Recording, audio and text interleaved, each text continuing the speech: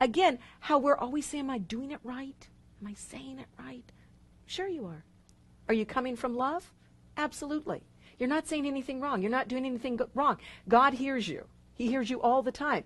The question would be, when you say I'm not hearing him, is are we focusing on the toys and trinkets of the world? Are we focusing on our pointless little goals? Those are the things that block us from that awareness. Those are the things that block us from that peace that passes all worldly understanding that we truly are seeking for. So those are the points. So it says, to begin the process, whatever it may be, love created me like itself, or let me remember that my goal is God. God is our only goal, our only love. This is our purpose. This is our purpose. I have no aim but to remember him. Everything else is extra. If we can begin to focus our minds on this, if we can begin to have that sense of peace, then we walk through the world instead of the world walking all over us. We are what Jesus said, to be in the world but not of it. If anything, the Course is a manual in teaching us how to do that.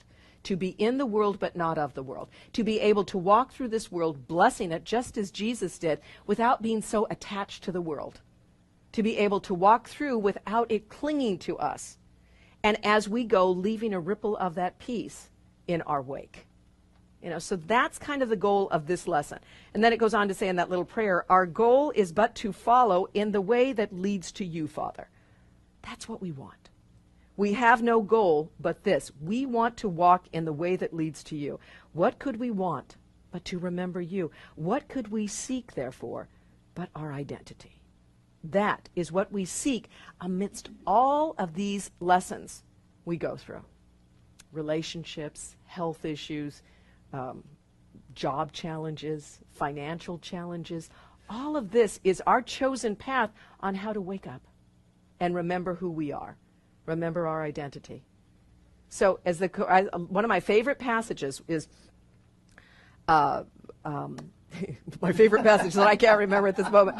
If you knew who walked beside you on the way that you have chosen, it says, fear would be impossible. And what I like about that is it says, if you knew who walked beside you on the way you have chosen, you choose the path. You choose the relationships, the challenges, the sickness, the whatever that you're going on. But if you know who walks with you on the way that you have chosen, fear would be impossible. How powerful that is. God's not up there manipulating and saying for 2 decades you're going to live with your ex-wife. Not doing that. Not doing that to you. We make a choice at some sort of level, and I'm not saying we even know we're doing this. It's a collective consciousness. Once we enter, the fact that you are breathing means you've bought into a collective consciousness of fear. Okay? A collective consciousness of separation. When the mad idea entered the mind of the Son of God, and the mind of the Son of God is not just you, it's the Son of God. It's the one mind we share. So do we understand that? I don't want anybody looking at somebody else and saying, look what you did. No, look what we did. This is the royal we. You ever hear the Queen Elizabeth? We are not amused. It's the royal we. We are all not amused in this. So the moment that that thought of separation entered the collective consciousness of the Son of God, that's when we fell asleep to our reality. But in that moment, though, God gave us the answer in the Holy Spirit, and that was healed. Now, how long will we let our little senseless aims and our little pointless goals distract us from that is up to us. Now, along this way, in our thoughts of separation, we all have individualized paths, and the reason for that is it makes us all look so different. Therefore, separation does seem very real. Yours is different than mine. You were brought up differently. You look differently. There's different sexes. There's all sorts of stuff now that's going on that reinforces this idea of separation, but it has nothing to do. You're not choosing a worse path than anybody else. The path is just the path. It's the thought of separation. Now, how do we get out of it should be our focus, not pointing and saying, look how bad your path looks. Look how bad my path looks so much easier than your path and your path. What it says is, let's not look at the path. If you're ready to stop your pointless little goals, your, what does it say, your hidden, your senseless aims, your pointless little goals that offer nothing and do not exist, then we can then we can begin again.